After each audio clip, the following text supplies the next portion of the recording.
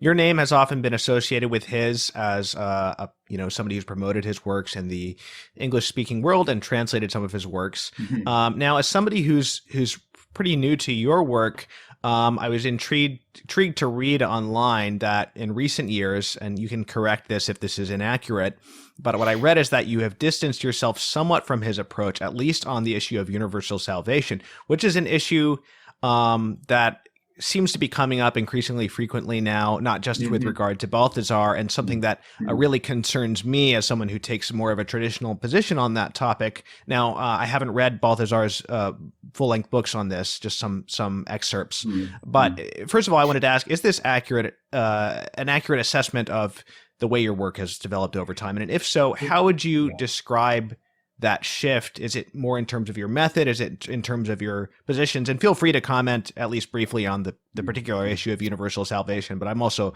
just interested in Yeah. the question more generally. Yeah. Well, it's certainly what you found online is an accurate description of my position. I spent many years translating Balthasar. I wrote a book on Balthasar. But even in the book I wrote on Balthasar, which was published 35 years ago, and some of the praise I heap on Balthasar in that, looking back at it, embarrasses me. But even in that book, there were certain parts of his theology that troubled me. Certainly, his very strange and I believe heterodox opinion about eternal punishment, but also about the immutability of God, about the human knowledge of Christ, about the descent into hell. Hmm. And then more generally, I was disturbed by the speculations or whatever they were that he drew from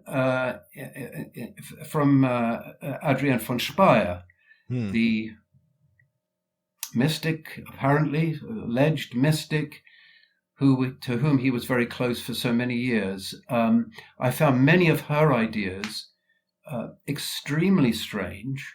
Hmm.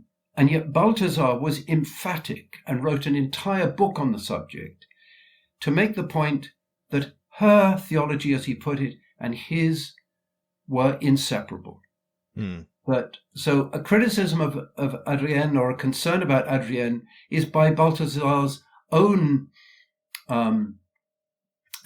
stated position. A criticism of her is a criticism of him. If there's disorder in the one, then there's going to be disorder in the other. And it may be that much that I am most troubled by in Balthasar, including his idea of a kind of hypothetical or possible hell, rather than an actual one, that comes or emanates from Adrien. So it's a long time, I have to confess, Thomas, it's a long time since I read Balthasar. I spent many years reading him and was very familiar with his writings. Now I find that I don't turn back to him anymore. Let me say also that from the beginning of my life as a Catholic and teaching and writing as a Catholic, my primary authorities, so to speak, were always the Fathers and St. Thomas Aquinas. I believed it was possible to incorporate insights from Balthasar into the classical framework of Orthodox Catholic dogmatic theology. Now I'm not sure about that. In fact, I'm convinced it can't be done. Balthasar's way of doing theology is so much at odds and with that central tradition, even though he has a tremendous knowledge of the Fathers and indeed the medieval authors. But I find my own view is that these are two different ways of doing theology, and I am with the classical central tradition of the Fathers and St. Thomas. What is it you mean by ways of doing theology? Are you speaking about method here rather than just specific doctrinal positions? I am talking about method, certainly, but I'm also talking, of course, about theological conclusions, right. Particular interpretations of doctrine. On the side of the method, I'm concerned about a tendency, perhaps less in Balthasar than in some of the other theologians of the ressourcement school, towards historicism. In other words, you pile up quotations, opinions, authorities, texts on any subject.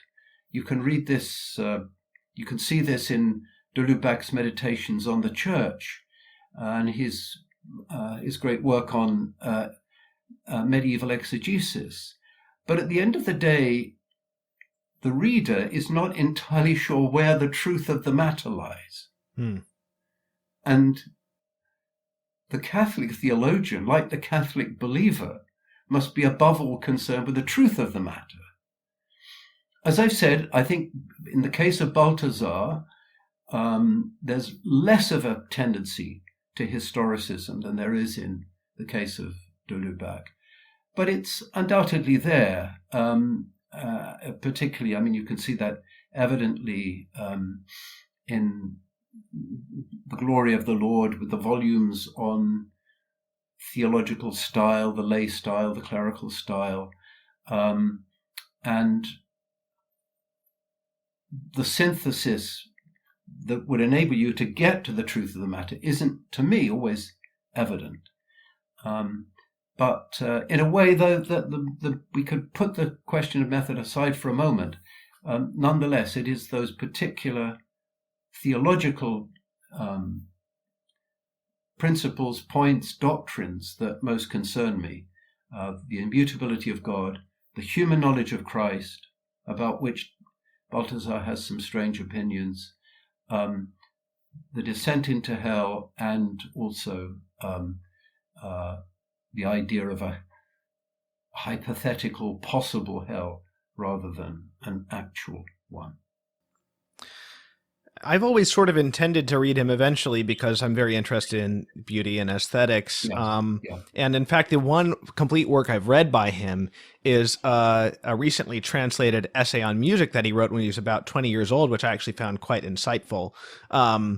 But yes, there were some of the things that troubled me, aside from the particular position on hell, was having read some quotes from him and the way that he tended to be very dismissive of the tradition on that subject, of saints and classic writers, very dismissive of Saint Augustine, and sort of imputing a sort of this almost like a spiritual flaw in him for the position that he had. Not that Augustine's position was perfect necessarily, but also, his being dismissive of, the Imitation of Christ as an anti-intellectual work, or things like that sort of troubled me. And then, yes, the thing with von Speyer, there was actually, I think pretty recently in a publication called the New Oxford Review, a pair of essays by a man named Gallagher, I forget his first name, who is a psychologist, but also works quite a lot with the church in cases involving the supernatural and seeming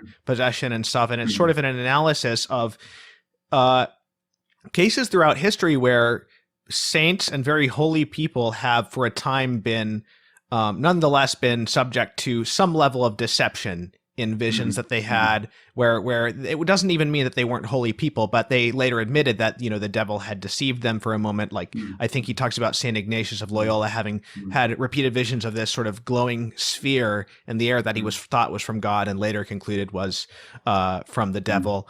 And then the second part is his analysis of the specific case of von Speyer and some of the sort of problematic aspects of the mystical claims that were made by her and von Balthasar. Of course, Ralph Martin has written quite a bit about about that as well. But it's interesting to talk to you about it, since you're someone who was an enthusiast about his works and even translated them.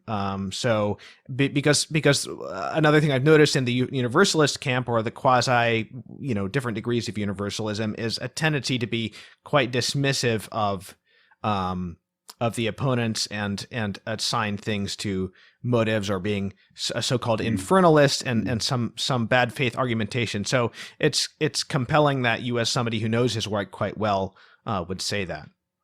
Yeah, can I just give you a little postscript? Sure. In a work called the Commonitorium of St. Vincent of Lerins, one of the fathers, he has a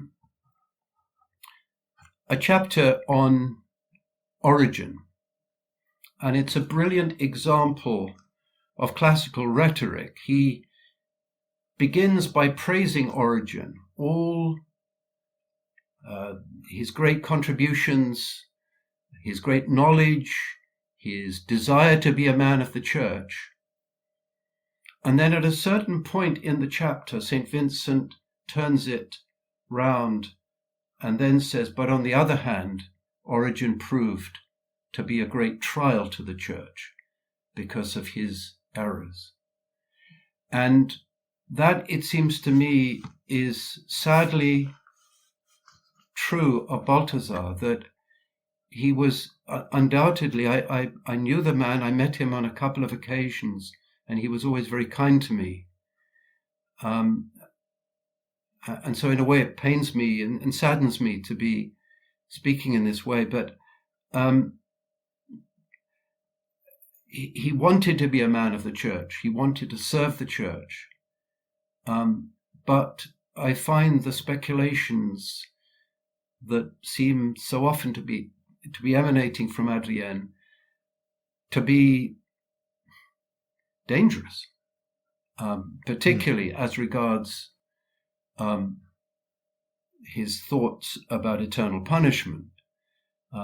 And Balthasar's opinions in that area are at odds ultimately not just with St. Augustine, but with the words of our Lord in the Gospel. Right. And, Matthew 25, how can you read that as being about a hypothetical or possible hell? Our Lord speaks in the indicative whenever he speaks about hell, rather than in the subjunctive, what may be the case. So, anyway, that's Balthasar. Is there a place where you've written down any of your critique of von Balthasar? Is there a book in which you discuss some of these issues for people who are interested in following up on that? No, I think the nearest I've come to it is just in passing in my book on Sweet and Blessed Country, the Christian Hope for Heaven, where I have a chapter on hell, where I expound the traditional doctrine, the doctrine of the Church concerning hell, eternal punishment, and there are some. I haven't written a kind of systematic critique, but just to return to that point I made earlier, if I were to write such a critique, I think it would be of the kind that St. Vincent of Lerins made, the critique he made of Origen. Balthasar, in a way, would be flattered because he was a great admirer of Origen. Right. Both of them were men of great gifts who had a sincere desire to serve the church. However, their theology, but the theology of both of them, different, though they, of course, the two theologies very different, nonetheless are troubling and a trial for the church, as Vincent says, St. Vincent says.